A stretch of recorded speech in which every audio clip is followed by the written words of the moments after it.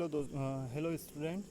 आज हम स्टार्ट कर रहे हैं Gauss elimination method. Gauss elimination method का क्या यूज़ है, किस प्रकार से उपयोग की जाती है, और इसे हम एक उदाहरण के सहित समझेंगे। जहाँ पर सेट ऑफ लीनियर इक्वेशंस को सॉल्व करने की बात आती है, वहाँ पर कुछ डायरेक्ट मेथड्स और कुछ इनडायरेक्ट मेथड का यूज़ किया जाता है। तो डायरेक्ट मेथड्स वो मेथड्स होती है जिसमें कोई भी इनिशियल गेस नहीं किया जाता है, और इनडायरेक्ट मेथड्स वो होती है जिसमें सबसे पहले किसी इक्वेशंस को सॉल्व करने के लिए गेस किया जाता है कि यहाँ पर इसका सॉल्यूशन ये हो सकता है और उसी सॉल्यूशंस को लेकर आगे बढ़ना है।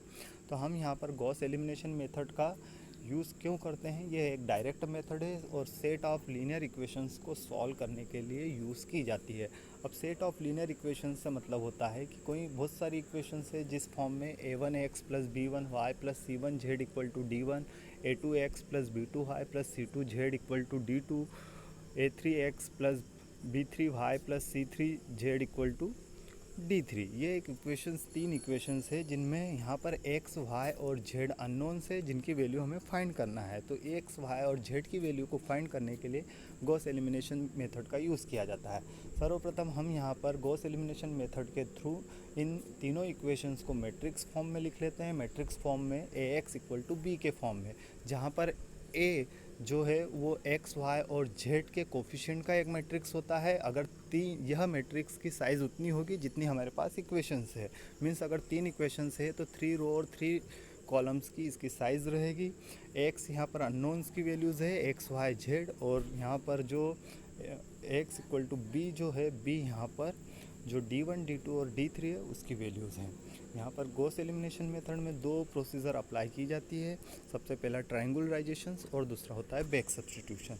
हम इसे एक उदाहरण के से लेते हैं। यहाँ पर एक मैट्रिक्स दिया हुआ है, देखिए 3x3 का, जहाँ पर 4, 2, 1, 6.25, 2.5, 1, 9, 3 और 1, और यहाँ पर 3 अननोन से है x1, x2, x3 जिनकी वैल्यूज़ हमें फाइंड करना है। सर्वप्रथम जो ट्रायंगुलराइजेशंस होता है, ट्रायंगुलराइजेशंस ये कहता है कि पहली रो को छोड़ दिया जाता है और सेकेंड रो और थर्ड रो में से x के कोफिशिएंट को 0 किया जाता है। मतलब कि 6.25 और थर्ड रो में से 9 जो है इन्हें हमें 0 करना है, और 0 करने का प्रोसीजर यह है कि इन दोनों इक्वेशंस में से पहले इक्वेशंस को हमें माइनस करना है। इसका अर्थ यह हुआ कि 4 की जगह हमें 6.25 लाना पड़ेगा और 4 की जगह थर्ड इक्वेशंस के अकॉर्डिंग 9 भी लाना पड़ेगा और दोनों को माइनस करना पड़ेगा। ये ट्रायंगुलराइजेशंस की पहली प्रोसेस होती है। इसके बाद जो मैट्रिक्स हमें मिलता है उस मैट्रिक्स में से फर्स्ट इक्वेशंस को एज इट इज़ रखना है, सेकंड इक्वेशंस को एज इट इज़ रखना है, एवं थर्ड इक्वेशन से y के कोफिशिएंट या x2 के कोफिशिएंट को 0 बनाना है सेकंड इक्वेशंस में से माइनस करके। तो यहाँ पर जब लास्ट में जो हमें मिल रहा है मैट्रिक्स, देखिए 4, 2, 1, 0 माइनस 0.625 माइनस 0.5625 0, 0, 0.1। तो यहाँ पर 3 जगह की पहली इक्वेशन, पहला जो रो है वो वैसा का वैसा है। सेकंड रो में x का कोफिशिएंट 0 हुआ है और थर्ड वाली रो में x1 और x2 का कोफिशिएंट 0 हुआ है। मतलब यहाँ पर एक ट्राइंगल बन गया है और इसी के लिए इसे कहा जाता है ट्रायंगुलराइजेशन। अब यहाँ पर 0.1 है जो x3 के इक्विवेलेंट है, तो 0.1 x3 इक्वल टू 0.855, जिससे कि एक इक्वेशंस मिल गए और इसी इक्वेशन से यहाँ पर x3 की वैल्यू हम फाइंड कर लेंगे।